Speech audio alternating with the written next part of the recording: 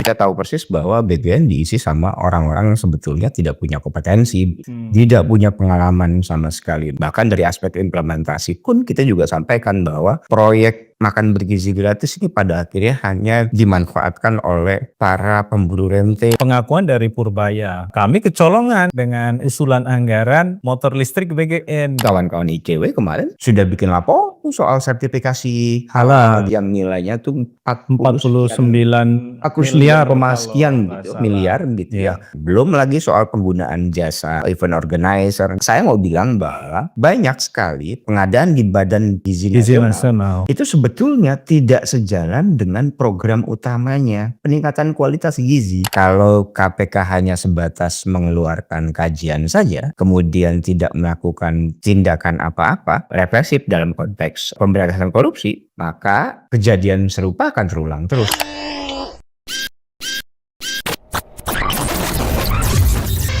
Halo sahabat integritas, jumpa lagi di kanal 1 Visi Utama Program Buka Kartu. KSP dan KPK baru saja bertemu membahas mengenai potensi korupsi di program MBG.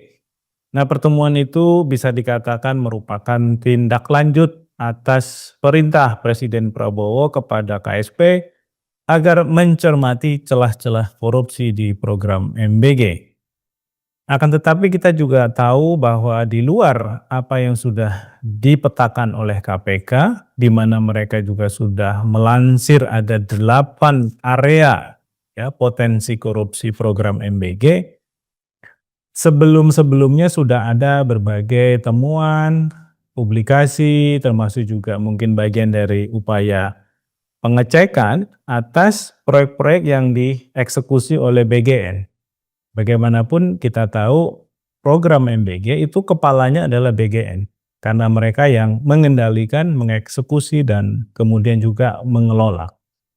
Nah, seberapa serius upaya ini akan dilakukan? Apakah kemudian juga akhirnya KSP misalnya atau KPK masuk kepada penelusuran lebih lanjut atas proyek-proyek yang disinyalir berbau amis di BGN, ya, termasuk kemarin pengadaan motor listrik, untuk menunjukkan adanya keseriusan ya atas upaya pemberantasan korupsi dan pencegahan korupsi yang katanya memang diperintah oleh Presiden Prabowo. Nah, untuk membahas soal itu kita akan berdiskusi dengan Mas Agus Sarwono dari Transparansi Internasional Indonesia, sekaligus juga adalah anggota koalisi MBG Watch. Kita sapa dulu Mas Agus. Mas Agus, apa kabar Mas? Sehat Mas, alhamdulillah. Mas Sehat ya? Sehat. Sehat. Hari ini pakai kotak-kotak. Iya Mas, biar dibilang salah satu pendukung paslon. Kirain kalau senggang bisa main catur langsung ya. Mas Agus, Ya. apakah sudah ada diskusi yang kemudian dibahas juga oleh teman-teman MBG Watch untuk menindaklanjuti pertemuan KSP dengan KPK kemarin? Makasih Mas Adnan.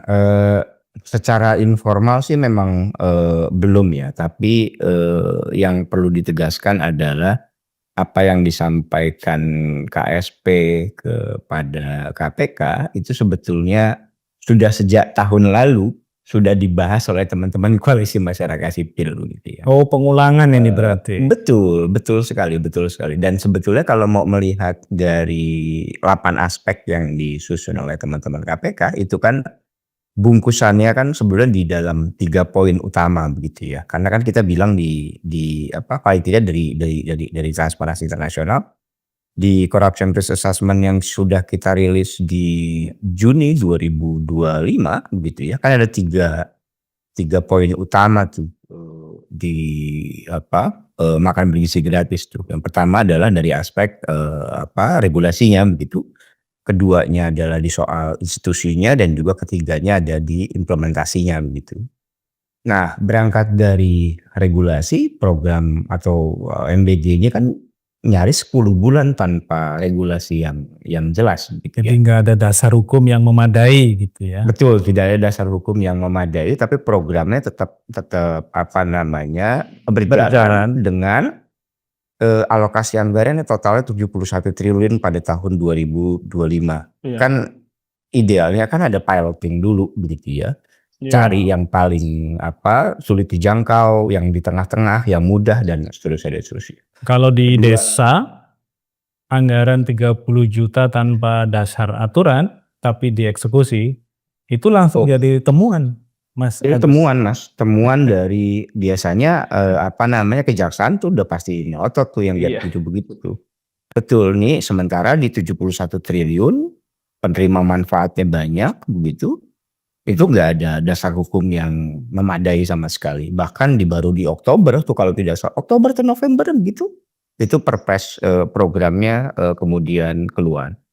Dari aspek institusi kita tahu persis bahwa BGN diisi sama orang-orang yang sebetulnya tidak punya kompetensi gitu ya. Tidak punya pengalaman sama sekali begitu. Bahkan dari aspek implementasi pun kita juga sampaikan bahwa proyek makan bergizi gratis ini pada akhirnya hanya dimanfaatkan oleh para pemburu rente dan seterusnya begitu.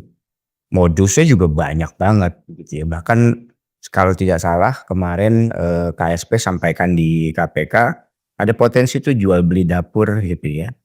Dari itu juga sudah terpetakan sejak awal sebetulnya. Iya. Gitu. Pertanyaan jadi begini, loh kok telat sekali gitu? Kenapa nggak sejak kemarin-kemarin ketika Koalisi Masyarakat Sipil kemudian merilis sejumlah temuan utamanya, kemudian direspon oleh negara begitu. Mas Agus, secara Ya. teknis yang disebut sebagai jual beli titik dapur itu bagaimana sih?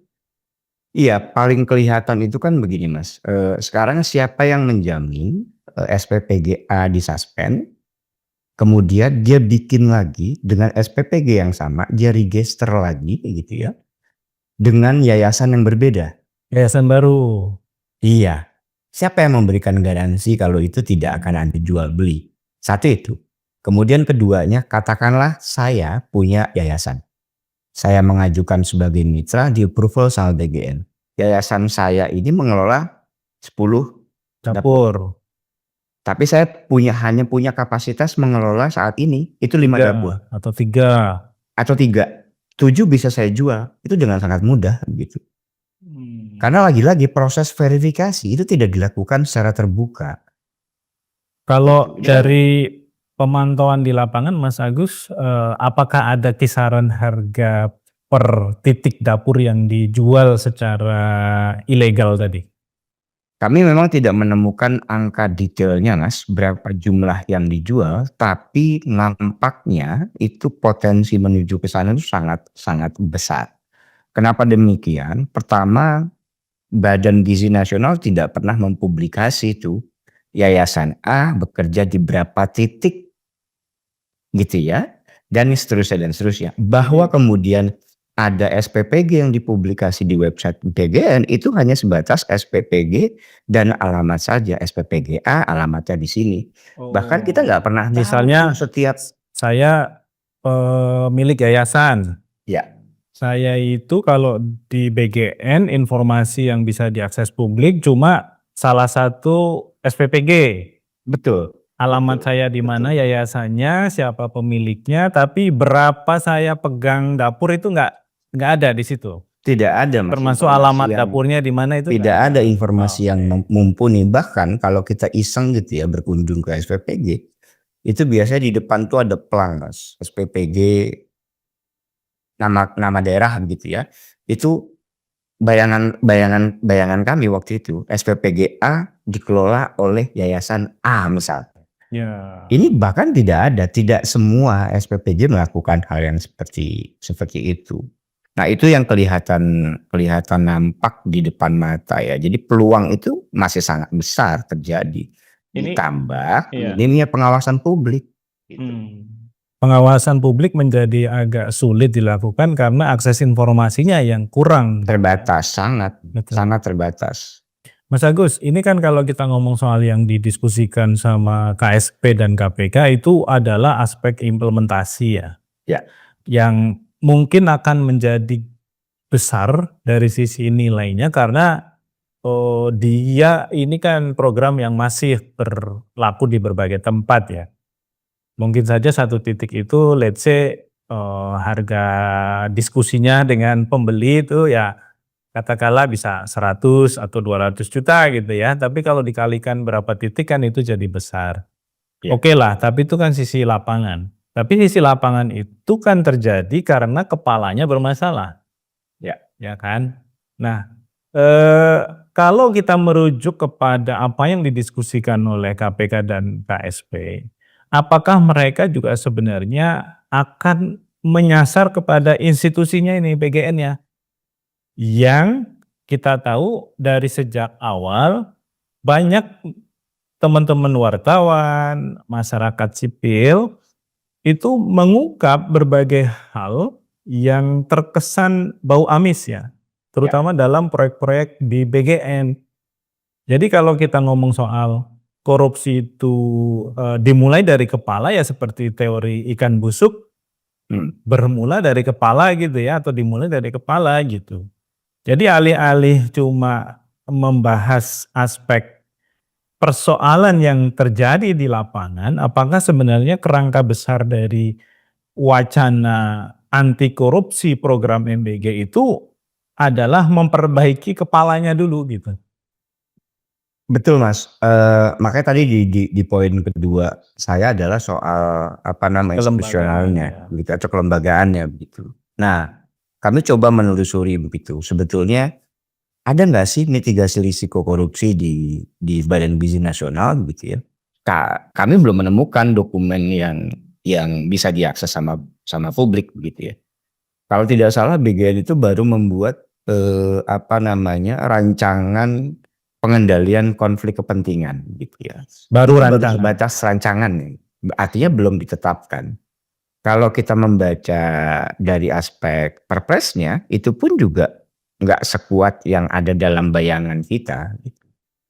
Jadi saya mau bilang bahwa temuan dari teman-teman KPK itu memang sudah sepatutnya untuk dieksekusi di level tadi badannya begitu ya.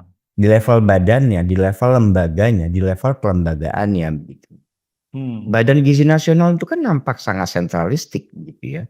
Dan sepertinya tak tersentuh gitu ya. Betul, meskipun banyak proyek-proyek yang dianggap bermasalah, tapi sepertinya ya bisnis as usual saja gitu. Betul. Dan betul, yang Mas, menarik kemarin pengakuan dari Purbaya bahwa kami kecolongan dengan usulan anggaran motor listrik BGN gitu. Iya. Nah ini kan multi tafsir ya kecolongan ini, apakah karena memang dari sistem perencanaan dan pengajuan anggaran itu tak terdeteksi sehingga kemudian lolos, atau ada upaya-upaya lobby dari pihak-pihak tertentu yang akhirnya kemudian tanpa sepengetahuan Purbaya muncul lagi nomenklatur anggarannya gitu. Nah kecenderungannya kan kalau sudah diupayakan sedemikian rupa untuk tetap masuk, itu ada udang di balik bakwannya Pak Mas Agus gitu ya. Benar Mas, aku pikir tidak hanya di soal motor listrik ya, banyak sekali tuh pengadaan di BGN yang nilainya pun sangat fantastis gitu ya. Kalau tidak salah satunya itu ada peralatan IT dan juga perangkat tablet buat sarjana penggerak pesawat gitu Indonesia begitu yang nilainya 1,2 triliun gitu dan harganya pun juga sekitar 18 juta kalau nggak salah ya. Betul, iya betul. Sementara kalau mau kita lihat di marketplace yang umum saja, yang setara juga speknya gitu ya. Iya, yang 7 juta itu udah maksimal banget gitu ya. Nah pertanyaannya jadi begini, seberapa urgent gitu ya, seberapa butuh gitu. Ini jadi pertanyaan pertanyaan yang sangat mendasar. Nah, bicara soal kecolongan tadi itu juga menarik sebetulnya. Kok bisa gitu ya satu pengelola negara begitu ya, itu ngerasa kecolongan. Itu kan ada hal yang salah sebetulnya. Kalau kita lihat kan sebetulnya realisasinya itu di ujung tahun atau di awal tahun gitu via aku lupa tuh kalau nggak salah rekening penampung apa begitu, saya agak-agak lupa tuh prosesnya seperti apa, dan itu kan lewat BABUN ya Mas kalau nggak salah ya, apa namanya, Badan Umum, Negara dan juga Bendahara atau apa begitu, saya agak lupa begitu. Nah, ini artinya kan ada hal yang keliru dari sisi, tata kelola di aspek, apa namanya, pengadaan barang dan jasanya begitu. Bukan cuman itu, bahkan kawan-kawan ICW kemarin sudah bikin lapor tuh soal sertifikasi halal di apa namanya, makan Ya. bergizi gratis yang nilainya tuh 49 miliar kalau sekian nggak gitu, salah. miliar gitu ya. Iya. Dan itu juga udah makin apa namanya, menegaskan. Belum lagi soal penggunaan jasa apa, event organizer dan seterusnya.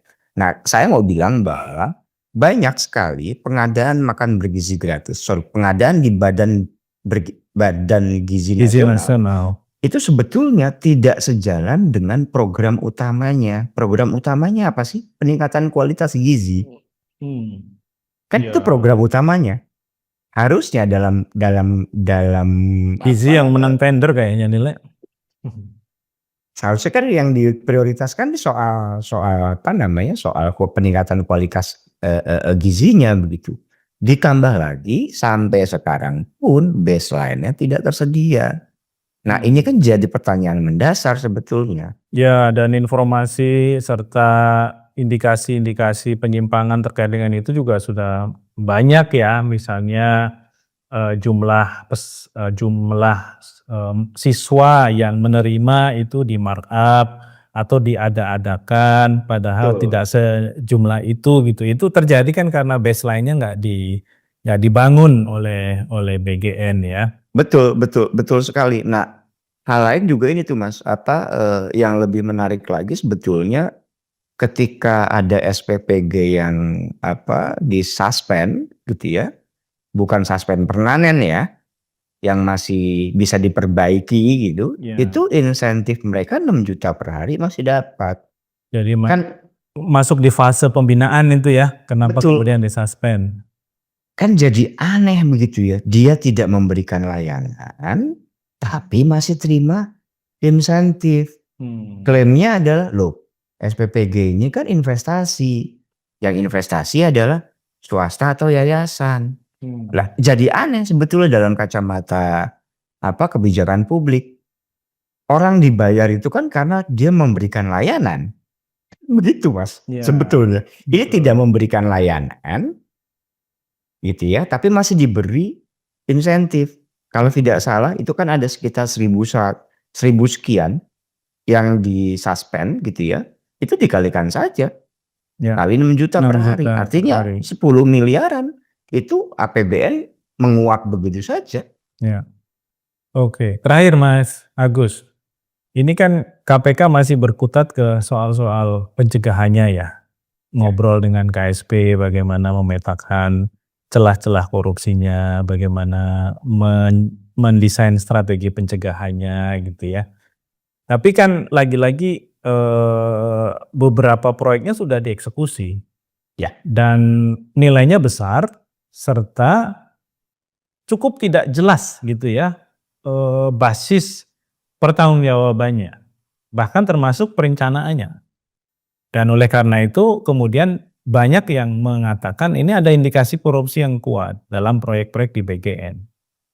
Nah, mengapa KPK sepertinya enggan masuk ke aspek penegakan hukum, tapi berkutat di isu-isu pencegahan saja gitu ya, yang sampai hari ini kita dengar ya publikasi 8 sektor atau 8 area rawan korupsinya program MBG, ada pertemuan dengan KSP ya, mungkin nanti akan juga muncul usulan kebijakan soal pencegahan macam-macam gitu.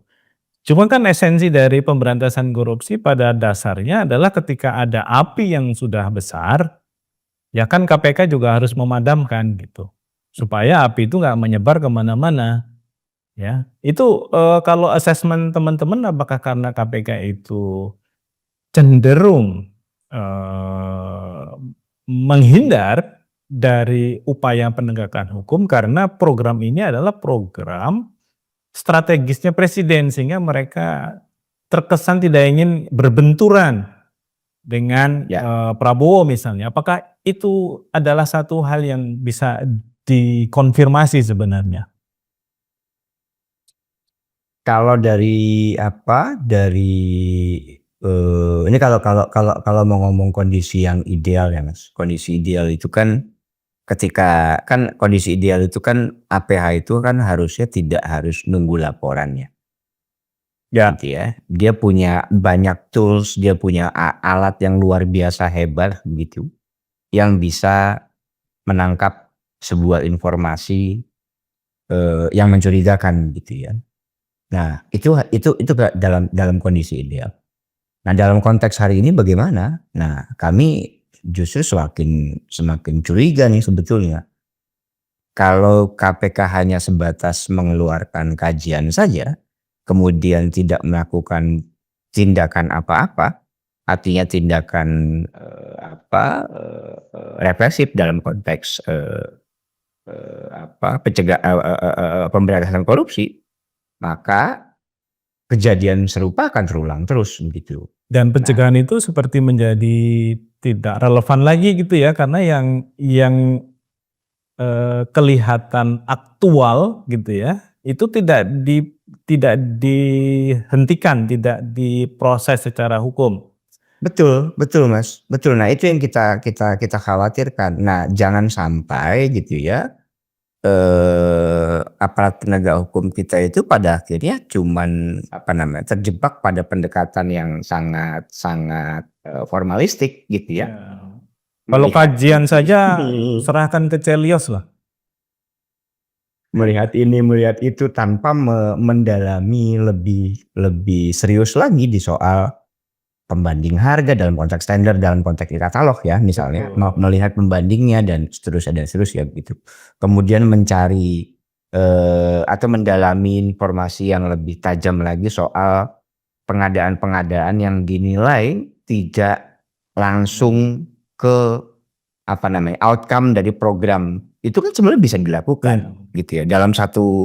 Dalam prinsip pengadaan ya kalau tidak salah kan value for money juga harus dilihat, ada uang yang dikeluarkan maka uang itu harusnya memberikan dampak dalam konteks layanan publik begitu ya dan seterusnya. Nah, aku pikir itu yang harus dilakukan oleh kawan-kawan KPK dan juga kejaksaan. Jangan nunggu laporan gitu ya. Kalau nunggu laporan ya atau ketika laporan datang yang muncul pertama kali ditanyakan adalah ada yang menerima suap nggak?